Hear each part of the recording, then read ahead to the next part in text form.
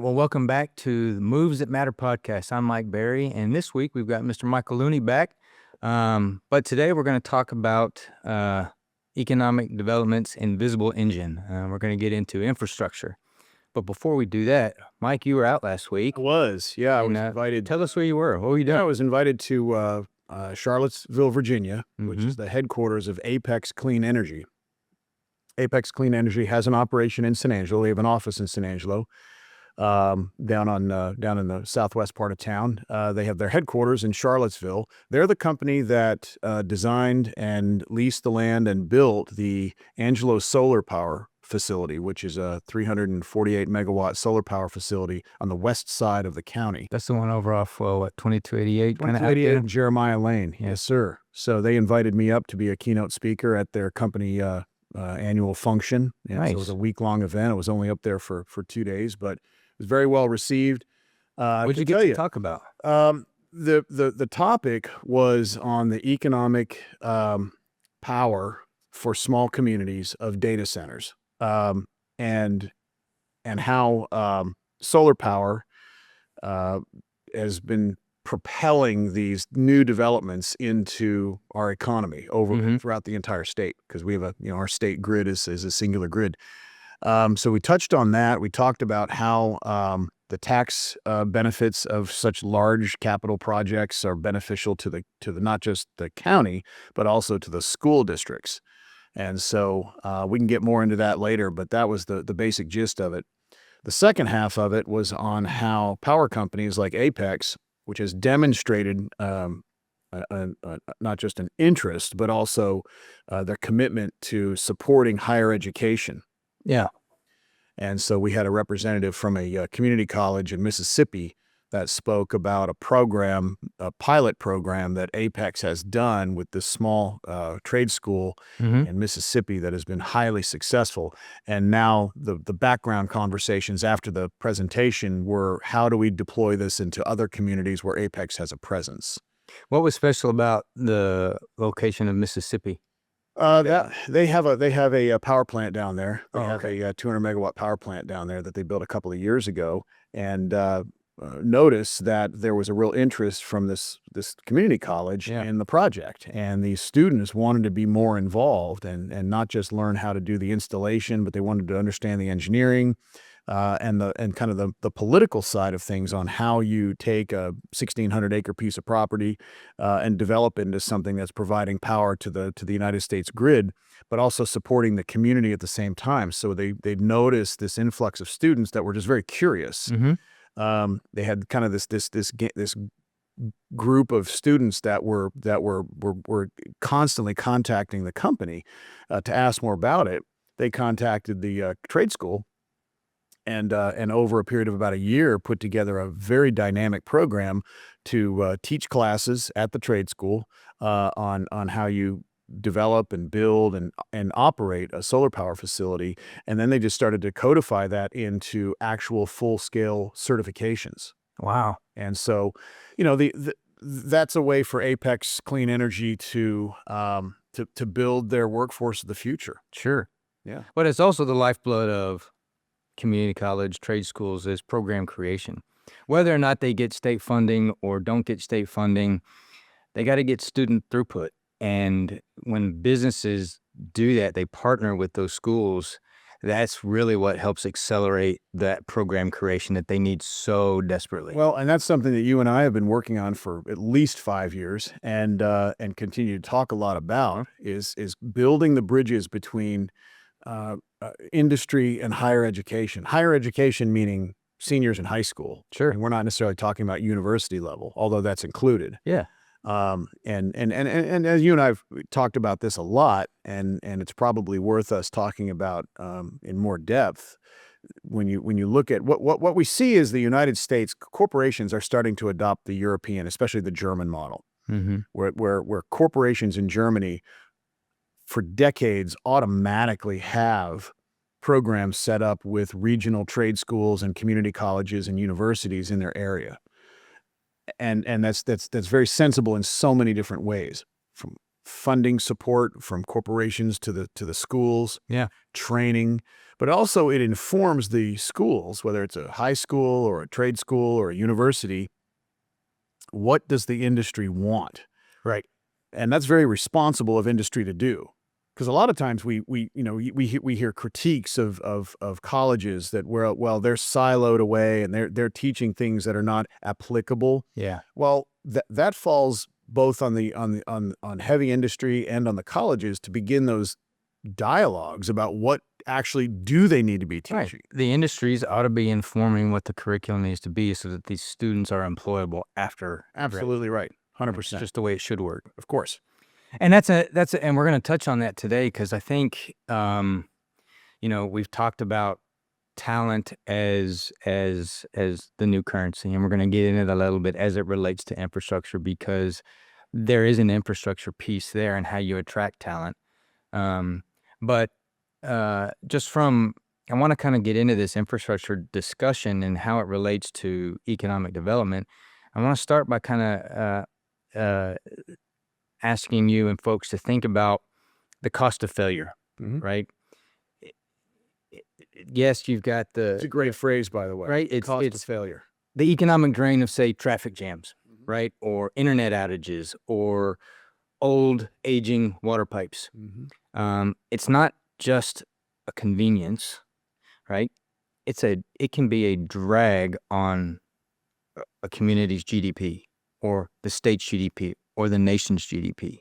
And so looking at infrastructure from the aspect of, oh, it's so costly put in, yeah, but the cost of failure is even bigger. And when I was working for Ethicon, and I was within the quality function of that manufacturing of healthcare products, one thing we often said is, yes, the quality costs, there is a significant cost to making a quality product that is going to not harm the end user, but the cost of noncompliance of bad quality is even greater, right? So investing in those systems and those processes to ensure without a doubt that you have quality processes and are making a quality product there's going to be a massive return on investment versus having to pay for the hiccups or the mess ups or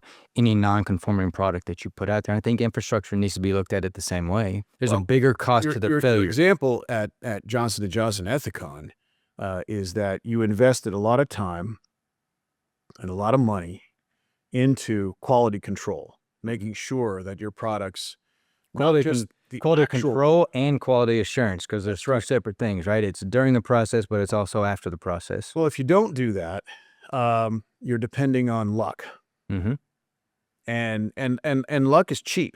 And I'm sure there are lots of examples throughout the United States of companies that depended on luck and got away with it. Eventually, it catches up to you, though. Always does, right? Always does. We got lucky; we didn't get busted, and we're still 20% more profitable year over year. Well, wait till a problem happens. Exactly. And that's, to your point on infrastructure. When it comes to infrastructure in San Angelo, we hear about it a lot. And not just directly to us at our office, but we hear about it just in the community. And it's a great topic to be discussing because it is so critical that we talk about this openly, democratically, about the infrastructure improvements that need to be made in San Angelo, not just for attracting new businesses and citizens, but for sustaining what we've got. 100%. And that's a really good point because I'm going to bring that up. But I want to kind of frame the conversation. So you've got a traditional view of infrastructure, and that's your roads, your bridges, your ports, all that kind of stuff, right? Your steel and your concrete. But infrastructure goes beyond that, I think it's fair to say. And kind of this newer view of infrastructure really touches on concepts of resiliency in your infrastructure, the digital age, and even this social infrastructure that exists. I think the key point here is that we're no longer just building, but we're building assets that have to withstand change, whether that change is environmental or economic, geopolitical. It's got to withstand change. It's It's got to be efficient, and it's got to be financed in a way that is sustainable for the community. Well, and I think that the city of San Angelo is doing a great job with the resources they've got. And that's one of the things that constrains a lot of communities, not just San Angelo. I mean, it happens in Northwest Houston. That's where I'm originally from. Tremendous constraints. And it's not just like you said, bridges and overpasses and concrete. It's the water infrastructure. It's the natural gas infrastructure. It's the electrical conduit. It's the fiber conduit. And it's the redundant fiber. You build fiber, that's great, but what happens in 20 years? So you have to future-proof your infrastructure. There you go. And you have to pay for it now. Yep. Because if you don't have it, your economy will start to die. It's just really blunt. Yeah. So I'll give an analogy, right? So if hard infrastructure, your concrete, your steel, your roads, your bridges, if hard infrastructure is the skeleton, then your digital infrastructure, your broadbands, your 5G, your all of that, right? That digital infrastructure is likened to your nervous system. And then the social infrastructure, that's your schools, that's your hospitals, all that kind of more quality of life kind of piece is what you could consider like your immune system. And all three have to be healthy for the economy to thrive, right? That's right. Same thing with your body. Unless all three are working in concert, you're sick, you're dying, you're not healthy. The economy is moving backwards. It's retracting. Well, and using that really good example of a circulatory system and a nervous system, the care, I mean, let's talk about a human being. You have to keep it strong. You have to exercise it. You have to stress it. Anybody who works out at a gym would know that. And you got to give it time to repair. That's right. But economically, the strains are finding ways to build your economy so that you can get the tax yields in which to do these kinds of infrastructure improvements. There you go. That's the hard part. Right. The price of progress is always difficult. It is nothing's free. Nope. But it's going to be cheaper today than it will be tomorrow. 100%. And so I think infrastructure really functions. I want to kind of move into how it affects the supply chains, right? And it's really infrastructure functions as an anchor for the supply chain. I mean, most people know about supply chain issues because we all just went through the pandemic. So, right. So it's the empty shelves during the pandemic because everybody was stocking up because we couldn't trust the supply chain. And it's not that those shortfalls or those pain points in the supply chain didn't always exist. It's just an event like the pandemic exacerbated and allowed them to be exposed 100%. They were the cracks in the dam. Yeah. That dam was holding just fine until the pressure got so great it started to breach. Right. Great example. So we're familiar with it in that aspect, but I think a lot of people don't understand that for like local businesses, poor infrastructure is a permanent supply chain problem. Permanent supply, no matter where you are. But I think that today's, when you look at the national level, our industrial policy, like the CHIPS Act, right? The funding under the national construct, really what that was about and what that is about, it's about shoring up critical supply chains for your semiconductors and your clean energy kind of stuff. That's really what's at the heart of it. There's a gap in the supply chain where it's too spread thin. We're relying on too many other players to function within the supply chain. And there's inherent risks in that. While it may be more affordable to the end user at some end, that was one of the things that got exposed during the pandemic is we were over-reliant on out-of-region suppliers within our chain.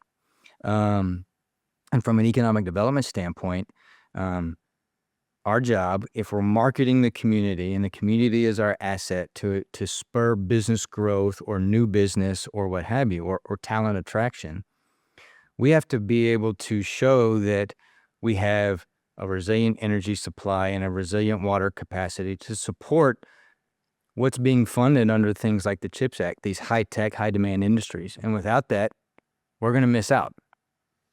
And the resulting tax dollars will never be realized. Right. But and infrastructure will suffer. And will suffer. And so the question then becomes, when the question we're trying to answer for these businesses or provide them assurances that we have these capabilities, and that the story that we're telling is not a lie. It's not just a sales pitch, but they're looking at, can we get our raw materials in, and can we get our finished product out reliably and affordably? And that is all dependent upon our overall infrastructure layout, the aging of it, the resiliency of it, and so forth. Well, something else I'd like to interject is when we talk about new developments,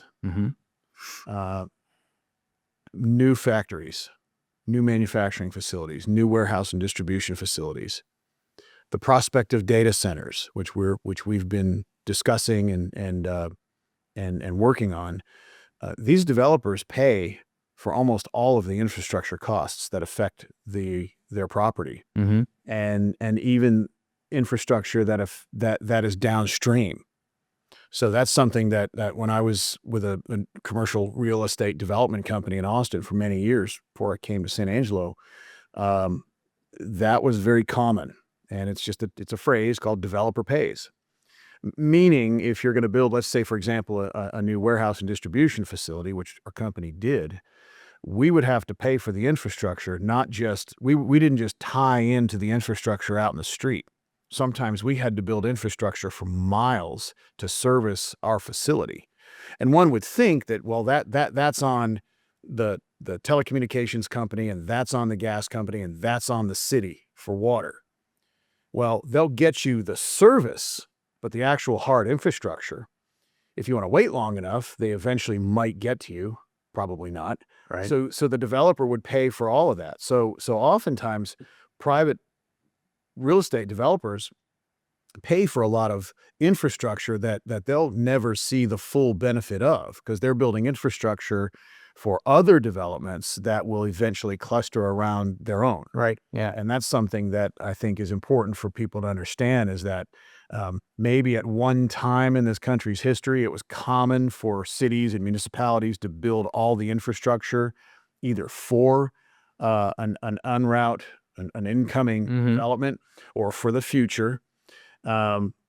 But really, the way it's been the past 15 years, really maybe 20 years, is the developer is expected to pay for all costs. And if that means you have to do a much larger water main going all the way back to the source, you get to do miles of new water line. Yeah. And which actually functions well, because it takes that financial pressure off of the city and it puts it on the back of the developer. The developer is going to directly benefit from that new infrastructure, but frankly, the developer probably doesn't necessarily want or need all of the infrastructure that can be tapped into downstream for other developments that they're not even related to. And that's just the way the industry runs. Yeah, but at the same time, that actually benefits the end business or the developer, because they're going to get it done faster. No question about it. And probably cheaper than what your municipality could get it done. But also what they're doing is they're essentially, and we did this, they're essentially donating new, fully up to code infrastructure that other businesses can tap into, literally. Yeah.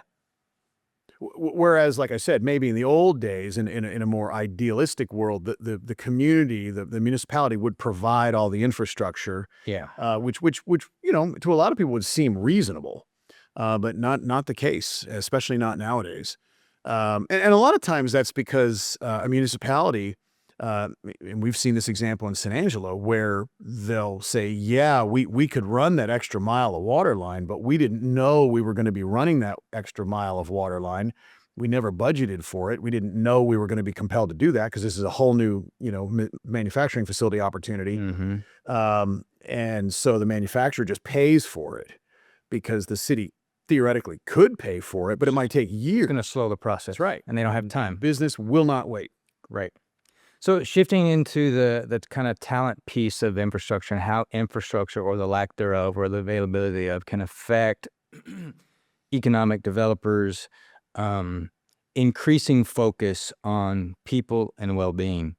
And we've said before that talent is a new currency, and that's a significant focus. But that doesn't mean that our focus on people and talent and attracting talent is taking a focus away from infrastructure. Because without the infrastructure, the people aren't going to come. And what I mean by that is that people choose places with high quality of life.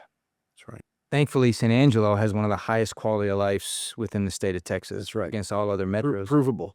But fast internet access for remote work, green spaces, outdoor activity opportunities, an efficient transportation system are all basically non-negotiable items and amenities that people demand today. And you're never going to get them there without those existing. You have to, that has to be a primary focus. Conversely, you have this kind of infrastructure that you just described. Corporations want to expand. They want to recruit to San Angelo. They want to be here. And we can talk about that more in the later on in this podcast if you want to. Those companies become taxpayers, heavy duty taxpayers. And that allows the municipality to do more of the quality of life projects that we all get to enjoy, not just the company. Right. So really, we hear a lot about corporations and their singular focus on their product manufacture and distribution, whether it's services or whether it's actual hard products like Ethicon. But we also, I think, need to take a step back and realize something that you and I get to see a lot of. And I think a lot of people don't, and that is the presence of these larger operations does so much for the community that no one really knows. I mean, you get a new road paved, a demonstrable percentage of those tax dollars that helped redo a road, a major arterial, came from tax dollars derived from the presence of several manufacturers in San Angelo. Yep. And the more raw materials they get in, the more finished product they can make, the more finished product they can export out of the community, the more wealth that gets imported into the community as a result thereof. And I want to touch on this. We can do this later on, but one of the things that you and I focus on that I want the viewers to understand is that we and other members of our community that partner with us focus on companies that we study very carefully, and we want to understand the durability of their business model and their products that they make, whether it's services or whether it's actual materials like sutures or like steel products. Do they have a future? Is their business durable? Is it sustainable? Is it a 40-year long project or health of that company that we can foresee 40 years into the future, 30 years into the future, as opposed to a trend or a fad, which we've seen a lot of economic developers have called us and spoken to us about how they were compelled to chase fads and those fads didn't work out. And we've actually waved some of those off. We have. Successfully. Absolutely we have. Yeah. So you brought up water, and I think it's water from an infrastructure standpoint really is the unsung hero, right? It can function as an economic constraint. I mean, it is an economic constraint. And, I'll give you an example, right? A modern factory, a manufacturing site, whether it's considered a heavy water user or not, generally they tend to use a lot of water in whatever manufacturing process it is, especially with these high-tech ones.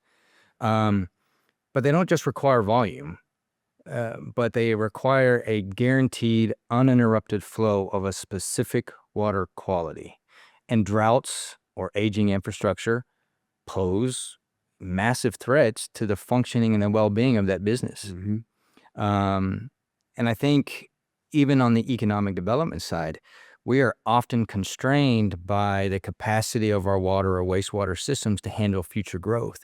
And that is always at the forefront of our mind about which projects we engage in, which ones we kind of wave off, and the constant conversation with our municipality partners about what is our current usage, is it going up, do we have enough water sources, what are our future plans of infrastructure, spurring those conversations because we know what's going on, we know what's coming, and it's helping spur those conversations so it doesn't become a constraint for us to be able to recruit these new businesses and try to grow the overall economy. But water is huge in that. And at the beginning too, based off where you were last week, you mentioned data centers. And I think I want to kind of morph into talking about data centers in a general way as it relates to water and energy consumption, because I think water and energy consumption is a big concern for everybody, especially when you start talking about data centers and any interest data centers may be or may not be having in the San Angelo area or Texas in general.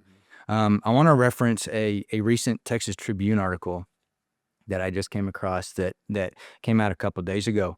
It's titled, Google is to build 3 new data centers in Texas in a $40 billion investment. And I want to go through this here real quick. It's not very long. But on Friday, November 14th, Google announced a $40 billion investment in Texas in the form of 3 new data centers in West Texas and the Panhandle. The announcement by Alphabet and Google CEO, who was joined by Governor Abbott in Midlothian, is the latest multi-billion-dollar investment in Texas by tech companies racing to build infrastructure that can support advanced AI models. Google is going to build 3 new data centers in the state, 1 in Armstrong County, 2 in Haskell County.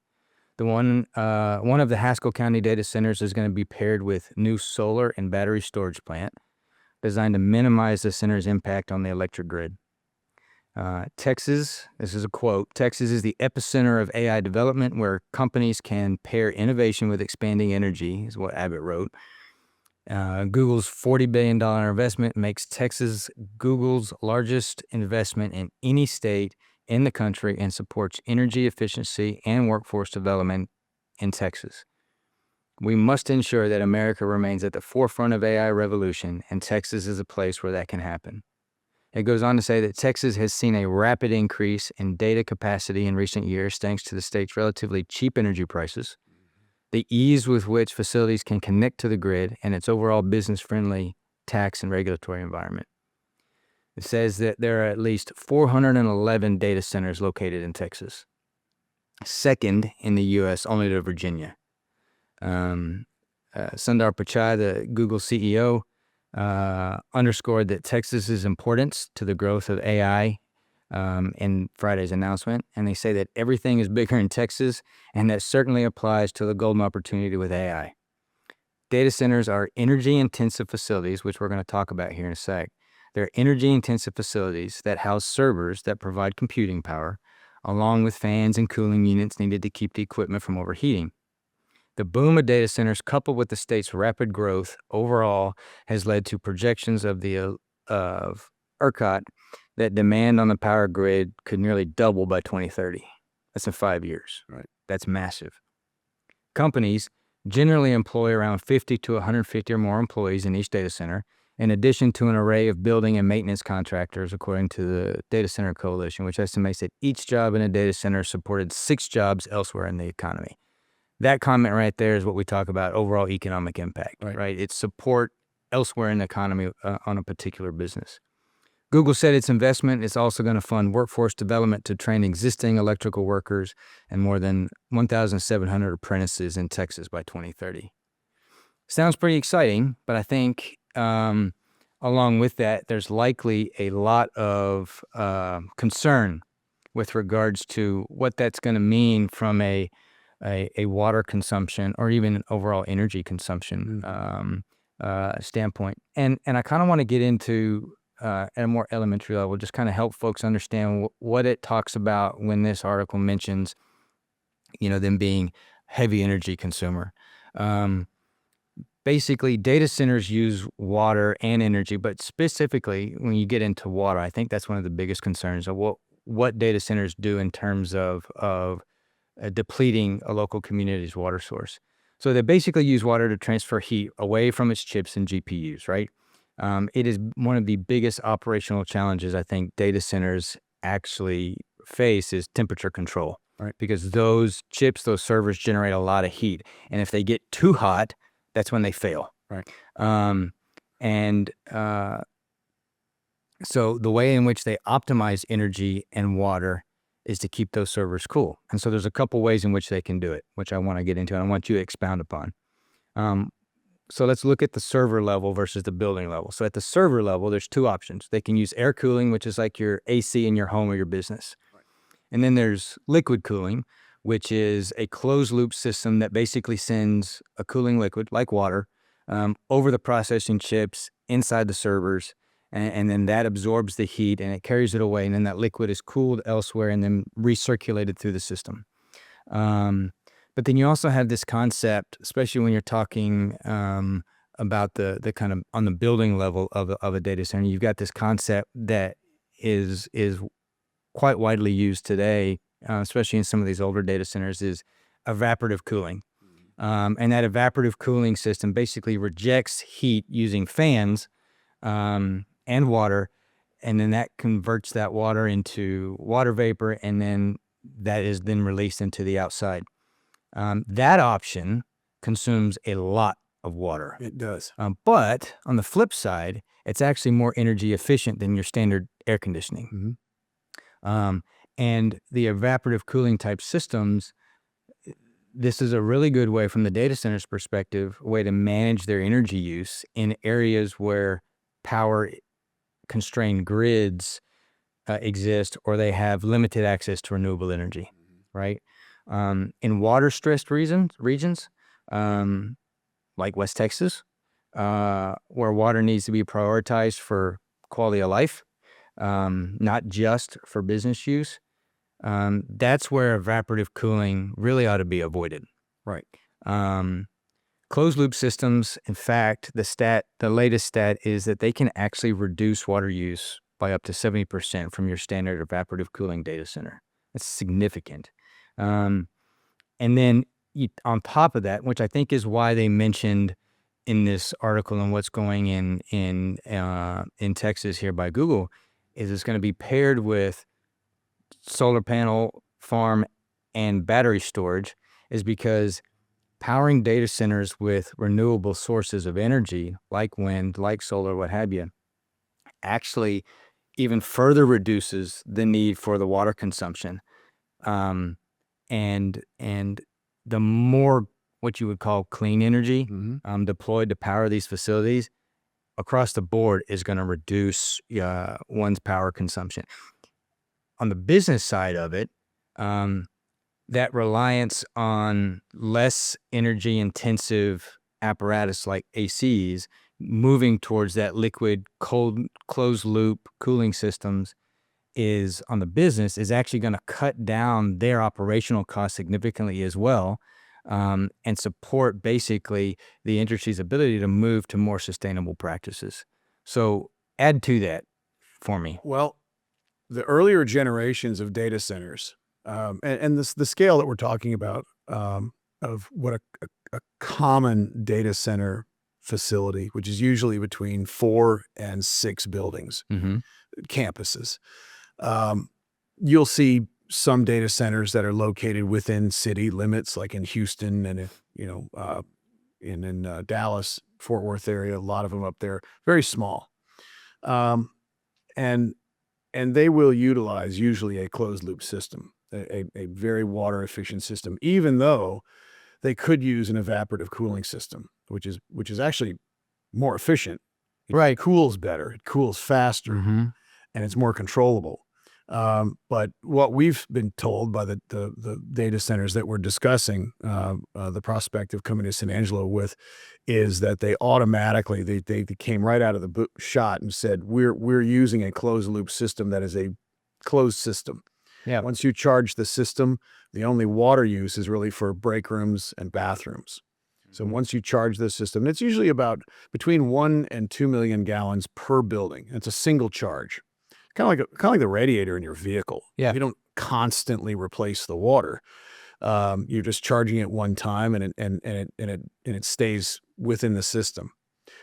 One of the companies even told us that the last thing they want is any kind of evaporation or bleed. There may be a very tiny amount of natural evaporation over a period of years, but that would be obviously very quickly replenished. Now, if you look at the earlier generations of data centers, most of them were situated near highly populated areas in colder climates. We've seen a lot of them, as you said, in Virginia, Loudoun County, Yeah. which is really where most of the major data centers started in this country. Massive cluster of data centers in central Iowa. And we've spoken to the economic developer up in that area, understanding, their experience with those. Those were older systems. They called those Gen 1s and Gen 2s. And oftentimes, because they're in a colder climate, they didn't have to rely as heavily on their evaporative cooling systems because metaphorically, they said half the year they can just open the doors. It's very dry and it's very cold. Now, I'm sure they filter that air and they utilize the external ambient cold temperatures to help cool off the internals of the data center. So if you start to see data centers moving into southern areas, well, you don't really have that opportunity to have that natural ambient temperature, ambient cold air around your center. So you're going to be basically running your cooling system heavily all the time. And even then, you're seeing that those data centers, those Gen 3s and later generations, which we're talking about for the potentiality of our area and which we've seen in Dallas-Fort Worth, they use a closed-loop system.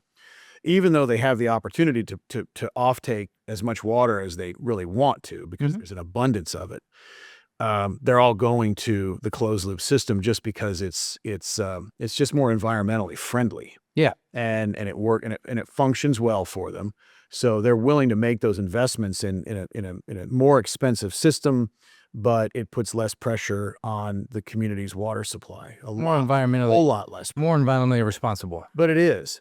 And one of the things that you and I investigated when we started exploring, discussions with these data centers that are very interested in the Concho Valley, is obviously what's your water usage?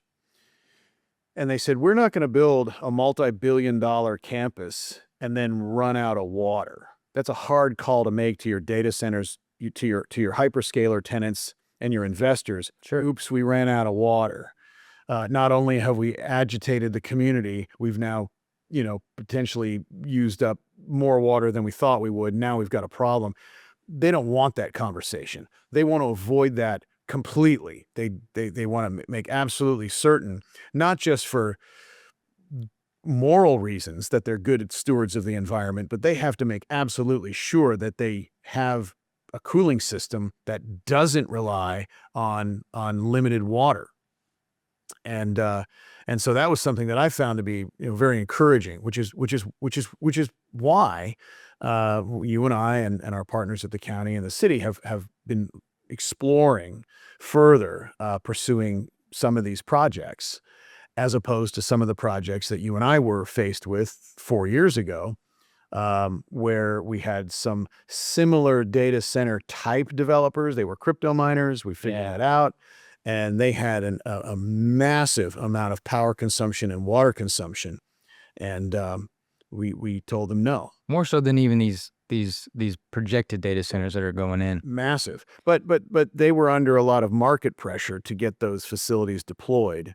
I think, and our partners collectively didn't feel that those were responsible developments in the community, and we told them to go elsewhere. And I don't know where they went, but not here. I'm glad they didn't. Yeah. And we wouldn't have permitted that. And that's one thing that I think that is important to mention, is that one of the things that you and I do as economic representatives of both county and city stationed at the chamber gives us a certain degree of objectivity and perhaps even neutrality, to where we don't make the final decision on a development, but we certainly can advise our city council and our county commissioners and county judge as to what we, from a market perspective, think is wise.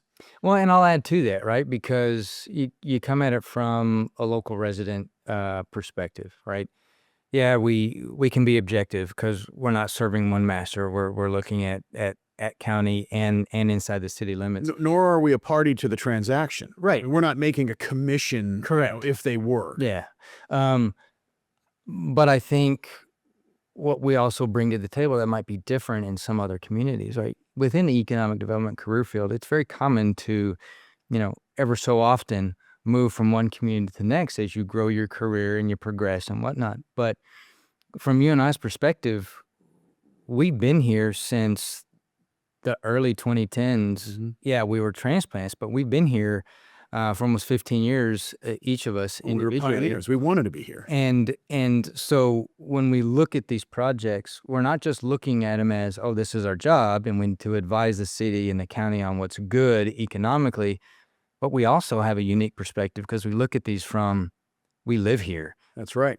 Do I want this here, and how is this going to affect my quality of life or my well-being or my family? And you don't necessarily always get that when you have a rotating economic developer that's coming in and out from somewhere else that really is not Very good invested point. personally in the community that they're working in. No, and to touch on that a little bit, to explain to the viewers, it's very common, and you and I are uncommon. We've weighed anchor. We're here. Mm-hmm. This is our community. We have ownership of it. We believe that. You do get a lot of economic developers that are basically brokers. They're basically hired guns that go from community to community. They usually do 3 to 4 year stints, and they're constantly moving. And if they, let's say, recruit a manufacturer that sounded good on paper, promised big tax yields and great jobs, but didn't really provide nearly what they said they would, that economic developer washes their hands of it and they walk away. They go to another city in another part of the country, and they probably wash, rinse, repeat, and do the exact same thing. They chuck that up for a win, builds So a they're resume. looking for wins. Mhm. They're building their resume, and then the community gets to deal with the effects of whatever it was that they managed to recruit Years or down the road. expand years down the road. And so that's something that I appreciate you mentioning. And that's something that I know is very dear to us, because in our office, that's probably the first thing we think about when we talk about a new prospect, a new manufacturer, or a data center, or some other kind of service provider, even financial institutions, things like that, medical device manufacturers, research and development facilities. Would we want to live next door to it? Yeah. Would we be comfortable living a quarter of a mile away from this facility? And that's why we said no to the Bitcoin miners. That's exactly what we No, did. I don't. They weren't happy, if you remember. No, They were very disappointed. They were They were very disappointed. they were surprised we said no. They were shocked we said no. But Told them no twice. it's something I've told you before many times. No is the bigger yes, That's right. right? And if we had said yes to those folks, we would have been missing out on our ability to build the homes we need to build. We just had that conversation with Mike Pratt's about the hole we're in with what we need in terms of houses built from the last 5 years and what we need in the houses built in the next 5 years.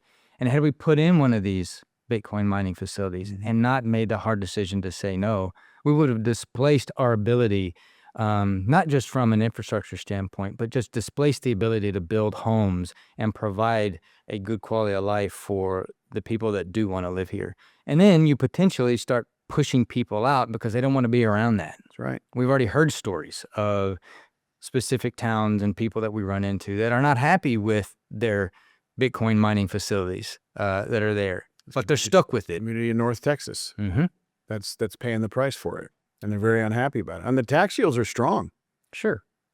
I want to kind of close out today's discussion with. Can I bring up one thing? Yeah, please If do. you don't mind, that I think is very germane to what we just touched on. There are a lot of questions about crypto mining, AI compute facilities, and data centers, and there are 3 completely separate types of All facilities. different. The facilities that you and I are engaged with discussions on are data centers. And what is a data center? A data center is basically a warehouse. Mhm. Really what it is. It's a tilt wall, concrete wall construction warehouse filled with racks and racks and racks of servers. And these servers, I toured one a couple of months ago in the Austin area to get an idea of what they really look like on the inside. And these are basically off-the-shelf little servers, maybe 2 feet wide by 2 feet deep and maybe 7 inches high. stacked to the ceiling, all daisy chained together with cabling. And I remember making the remark to the gentleman who was touring me through one of the facilities. This feels rather low tech, and he said it is. And I said, well, what's on these things? What do they do? And he said, all the emails, all the pictures, all the files, all the things that you save on your server, whether you have an offsite server, you have your hard drive on your computer, which is contained and portable. But a lot of that is linked into a server somewhere. It's your cloud. It's your cloud. Mm-hmm. And instead of having your server racks stacked up in the closet in your office, you essentially rent rent space for your data somewhere else. Mm-hmm. And usually your IT provider negotiates that, and they provide that your data, your bits and bytes, and all your pictures and all your files are going to be stored somewhere. That's really what it is. It's essentially a library with digital information. Most of it, and I thought this was very interesting, 90% of it will never be accessed again. It's literally storage, but you don't know what 10% you're going to need. Exactly. It's all those emails you never delete. That's exactly right. And it has to be stored somewhere. And it's funny. That's what a data center is. It's funny you say that. Crypto mining center and an AI compute center are completely different. And they have different power needs, different cooling needs. Much bigger power needs. Noise yields. And so, anyway. It's funny. It reminds me of when I was in the corporate world, and there was this big push to go paperless. We were trying to figure out ways to go paperless. Mm-hmm. When we're manufacturing a particular product, there's this massive design history file that used to be all on paper, and it's just this Bible of documents that was basically gave the life cycle of everything that was ever done to the raw material, to the product, who touched it, what machine it was on, what line it ran on, where it came from, where it's going, all of that. And they were printed and filed, and there was this big push on all things to go paperless. Well, nobody really thinks about what does that really mean to go paperless? Mm-hmm. Yeah, we may be using less paper and ink to print these things, but what you're exchanging that for is more server space to warehouse all this digital data now that you have. And so it's a trade-off, right? Sure. It sounds good. We're going to be green and support a healthy environment. We're going to go paperless, but it's got to go somewhere, and it's got to go in these data centers. And as we transition into this more digitized life where everything is paperless and accessible on your iPhones or your computers or your laptops or what have you, if you like that, by default, you're going to have to like the existence and the increase of these data centers that come along. And the idea here is that we help them facilitate moving towards more sustainable practices with regards to the infrastructure that you have, the infrastructure that you need, and their consuming of the resources that they need to be able to function to provide you those ways of living that you prefer, right? Let's talk for a minute when you talk about the storage of data and the water issue that we talked about, and how the data centers now, whether they're going into a water plentiful environment or a naturally cold environment or a warmer environment near a major metropolitan area, or being in Texas, major economy. What's the size of Texas if it were its own country? Is it the 9th largest in the world? 8th or 9th, yeah. 8th or 9th. So clearly, data center development is something that even if Texas didn't want them as a collective whole, they're coming anyway. Yep. Because they're part of the infrastructure. So if we're going to talk about fiber cabling throughout all of our neighborhoods and cities, you've got to store the data somewhere. Mm-hmm. Let's talk about power for 1 second. One of the questions that I know you and I brought up when we were approached by these data center developers is, what's your power need? And when you talk about that, this is us asking them, mm-hmm. Does that mean that if you build a data center, you're going to be browning out neighborhoods? Because that's a non-starter. Yep. And they said, absolutely not. So we listened to their engineering description of how their power feeds come from the Texas grid through a substation, which they have to. And that's essentially like a separate dedicated circuit. So it doesn't negatively impact any other use other than their direct feed off of the substation. It's like in an office building, you have a direct circuit. which means your electricity feed isn't being shared with multiple other deliverable routes. Because these data centers aren't going where there's not available capacity. Well, they also don't want to go somewhere and begin, and I've not heard of an example like this, but it's certainly some we thought about is, this is us asking the data centers, are you going to cause potential brownouts? Sure. And they said, no, we would not accept that. And not only would they be run out of a community very quickly, but they also would be damaging their own business model, their own ability to function. So that was something that I found very reassuring. But then you and I took the other step of going to our sources at AEP. Yep. And other communities in the United States that have many data centers. And a lot of them are served by other similar power distributors like AEP. Yeah. We asked them the hard questions. And I think you and I felt, and our electeds that we've debriefed felt confident that it is a safe use and that it's not going to cause any deleterious effects now or in the future. Ultimately, because we have capacity to provide. That's not going to stymie other growth within the economy. And that's the key. Yeah. Because what we obviously don't want is to hamstring you and I and our community and our electeds and our citizenry by saying, wow, look at this shiny new development that we invited into the community and curated and built. And now we don't have power for the new neighborhood that's going to be a mile up the highway. Right. We won't accept that. And we've been assured that is not something that these data centers are going to allow. And they're also very static. I mean, once they're built, they're built. Sure. And meaning the discussions we've had is, well, what is your forecasting for expansion?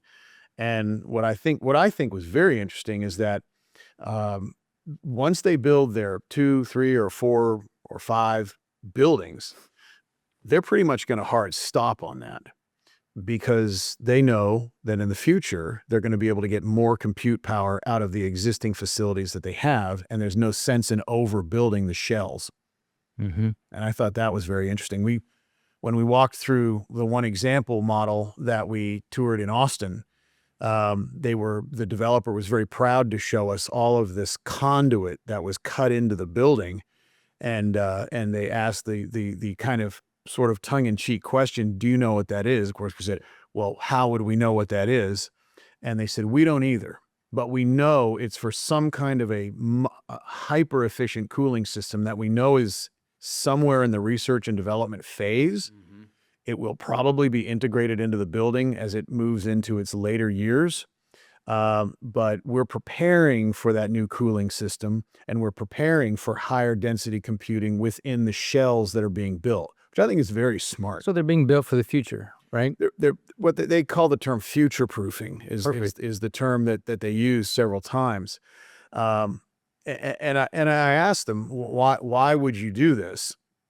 And they said, simply because if we're going to invest this much money, and they're talking in the billions of dollars, they have to be able to pivot the facility. They can't just tear it down and build some shiny new facility. Yep. Because it's going to take them years to pay off that facility. And that concept, and their investors are going to be very, very keen to see how well they manage their money. And I think that frame of mind is important to adopt when you're thinking about infrastructure. We're no longer able to build for the storm of yesterday. You have to look at building and investing into the infrastructure for the next 2 storms, whether that's an environmental storm, economic storm, whatever that is. It's building for what you expect to come or what you don't know is coming, but the just-in-case kind of concept. And yeah, infrastructure is expensive, but the return is huge. And there's an economic multiplier effect I want people to understand.